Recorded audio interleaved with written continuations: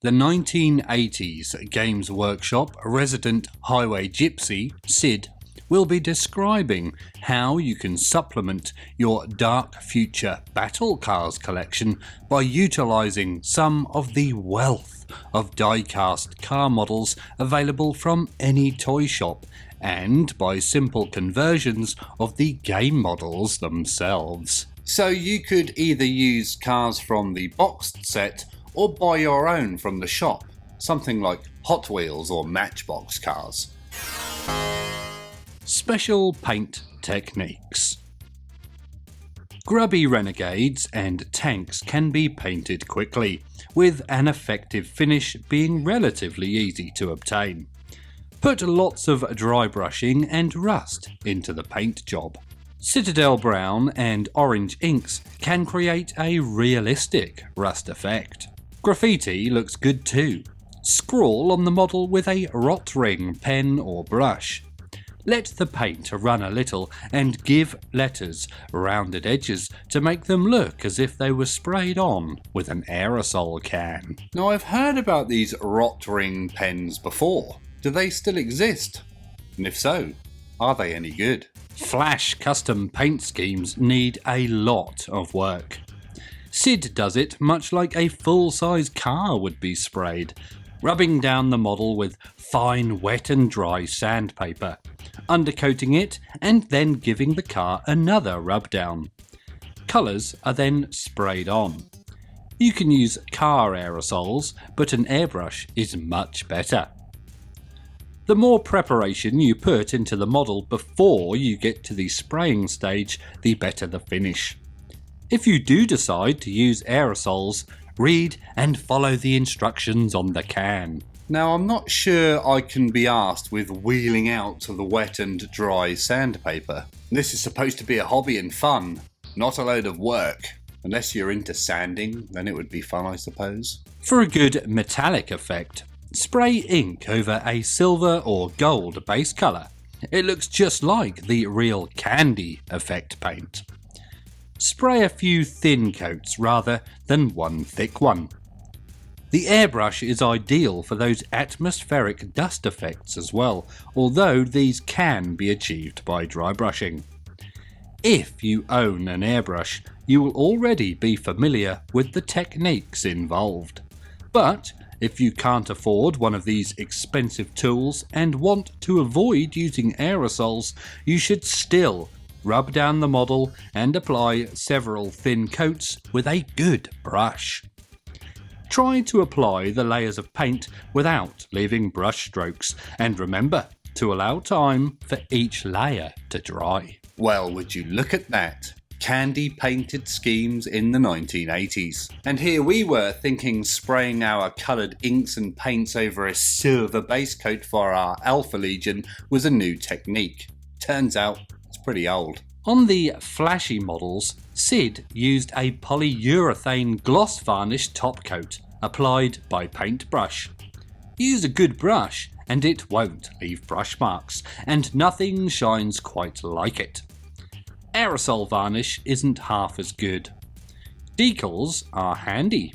Formula 1 car kits, jet fighters, or anything really. So we're still using polyurethane varnish now.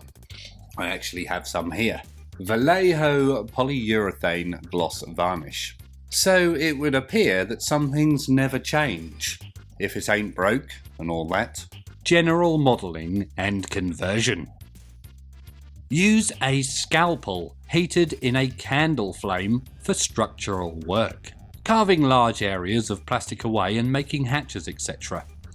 The heated blade makes use of the scalpel safer, but do take the utmost care. Use sharp, clean blades and make cuts away from yourself. Clean up rough edges with a second scalpel and or a file. Now, why ever does heating a scalpel make it safe? Is it because if you slip, you cauterize the wound? You might as well just use a lightsaber. To strip die-cast cars down for painting, you have to remove the rivets that hold the body to the chassis. Sid uses a grinding wheel in a Dremel motor tool. A large hand drill would also do the trick, but you would need to support the model in a vise. Alternatively, mask the areas over which you don't want to paint.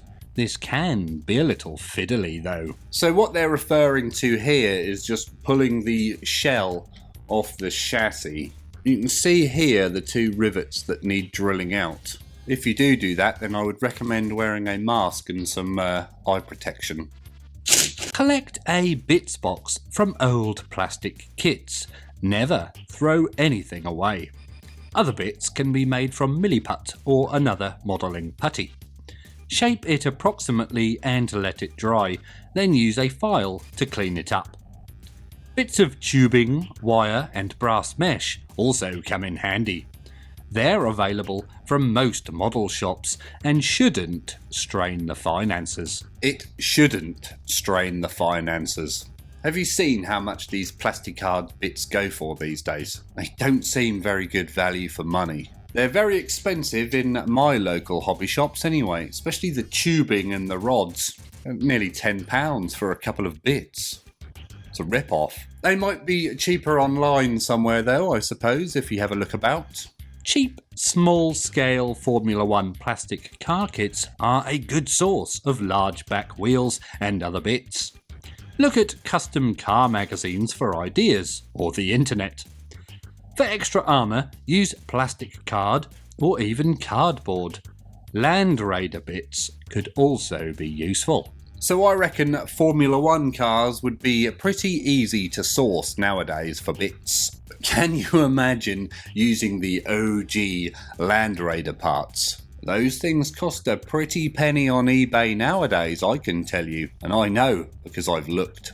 As well they should do though, because they are the best sci-fi tank ever designed.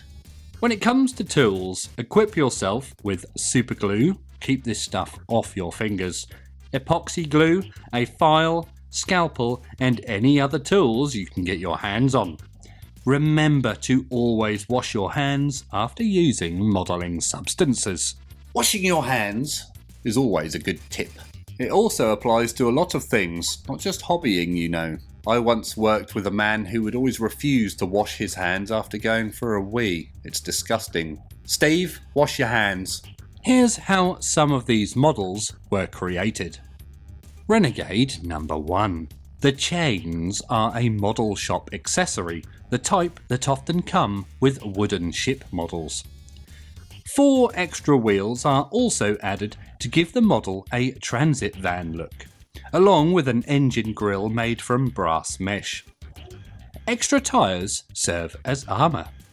The remaining components come out of the parts box.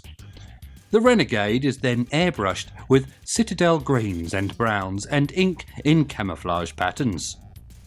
Incidentally, the driver is part of the Citadel Dark Future series miniatures. Now I do have to admit, I approve of the use of real chain when modelling. It looks 100 times better than the sculpted on chains. Good work. Renegade number 2. Stripped. This Renegade is stripped down for speed. The rear body and roof are carved away and a rear chassis is made from plastic strip. The engine and gearbox are constructed from putty and lots of plastic odds and ends. Rear wheels are taken from a racing car kit. The side gun mount is the result of another visit to the spares box. The colour scheme is black with mithril silver, topped with an airbrushed dust effect. I do like that minigun they added on there, although that's not very mini, that's more of a pistol, isn't it? A minigun you would hold like this. We've all seen Terminator 2. But does anyone recognise the bit or where it comes from? Can you tell us what the donor kit was? Renegade 3, the Maniacs.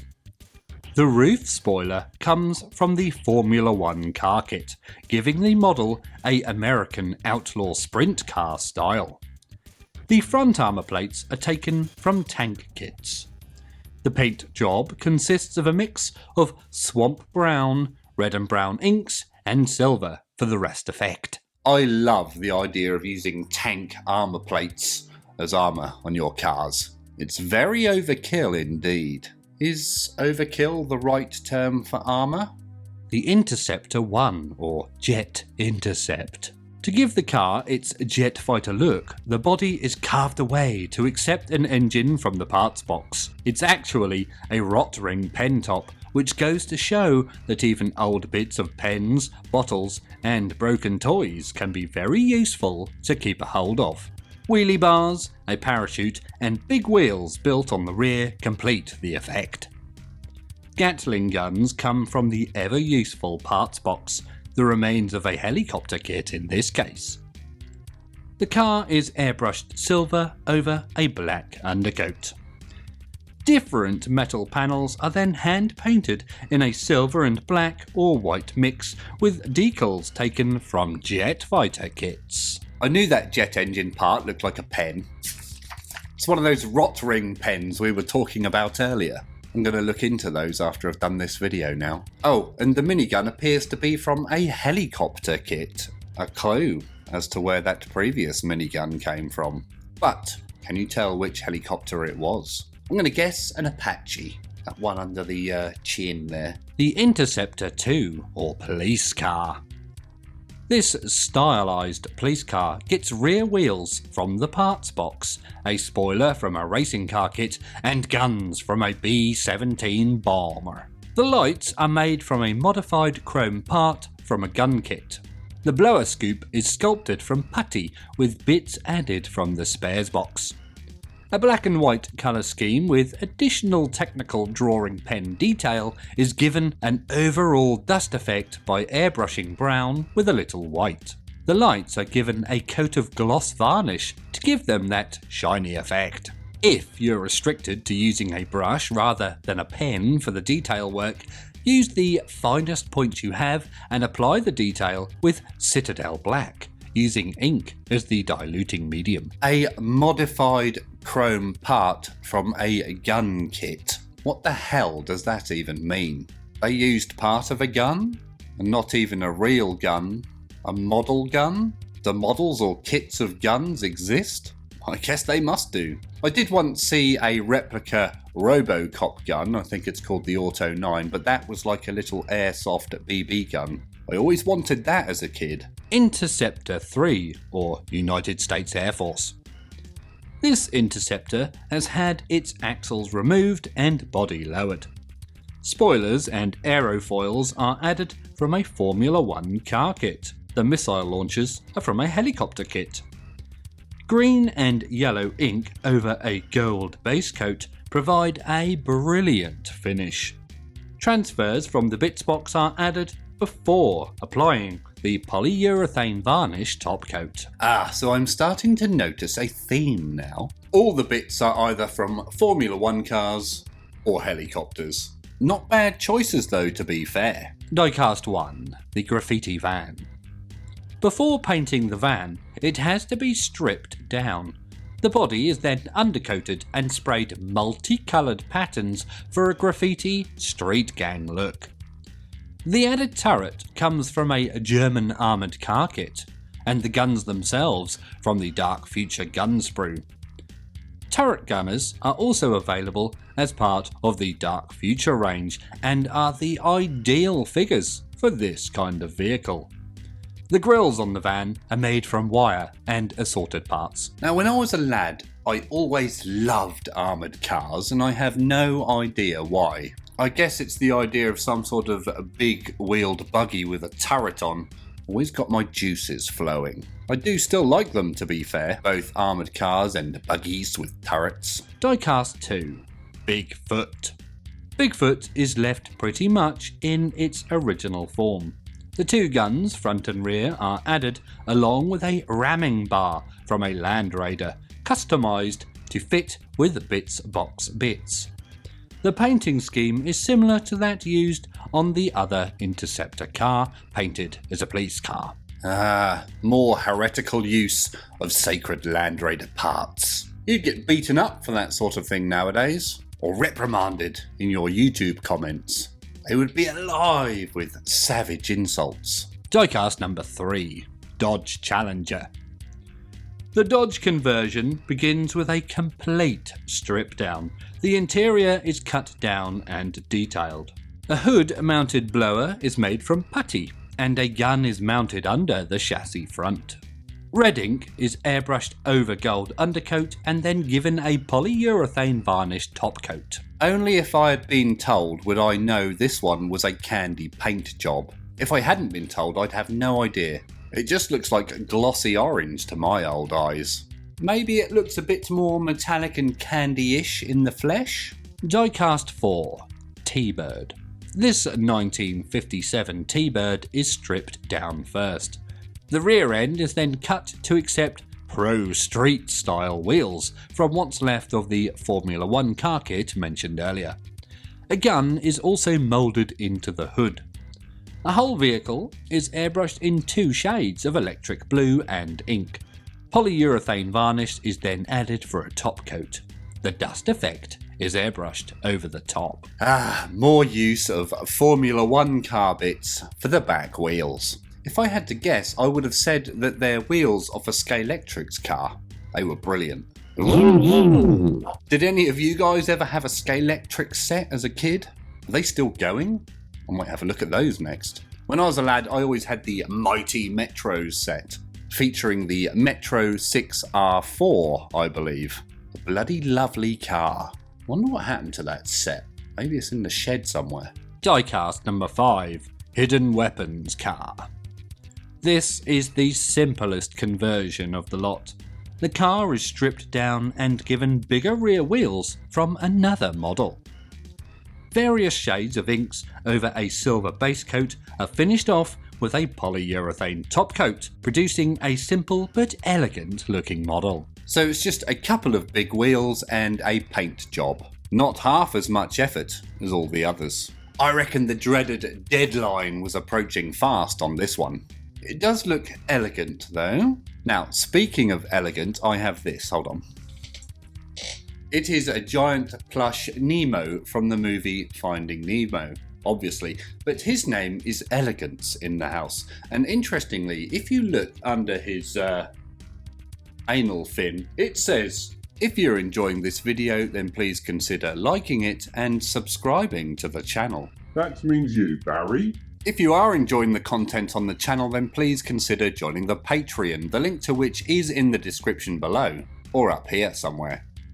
As you can see, cars may not be quite as easy to paint effectively as they appear at first glance.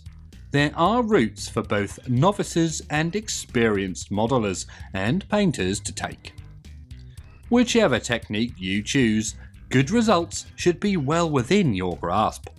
Materials are easily available, as is reference material, magazines, television, film, and of course, the streets themselves. Oh, and the internet.